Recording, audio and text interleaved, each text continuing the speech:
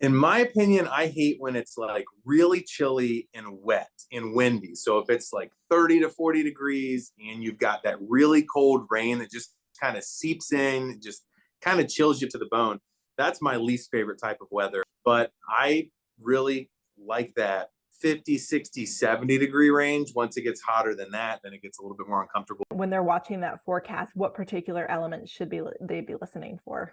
Wind is a huge factor. If it gets anything over 10 or 15 miles per hour, you really notice that when you're out there on the run. You don't really want to run when it's raining outside. Your feet are going to get soggy and sloshy. With it being, though, in October and November training cycle, a lot of runners have been running since August and September when it's been warmer. So hopefully they're already kind of acclimated to the warm temperatures. Can you run in snow? Is it safe? The best thing to do when it starts getting winter time is just try to run as straight as possible. I typically cut out cul-de-sacs on my normal run, just try to run straight routes, because when you're trying to pivot and turn, that's when your foot's going to lose that traction. So you can run in the winter when it's snowy, but you just got to be careful doing those turns, because that's typically, and that's at least for me, when I've fallen, is when you're trying to do the turns and it's not straight.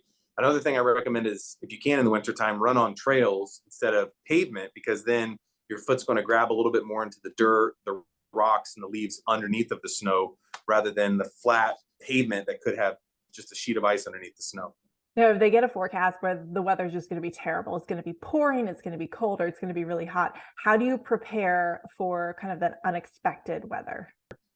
What I always try to do is just try to soak it in and be like, you know what, it's going to be what it is, and just try to use that to your advantage. Maybe the other runners will kind of use it negatively mentally, but just be like, I know what it's going to be. I'm prepared. Let's just get out there and have fun.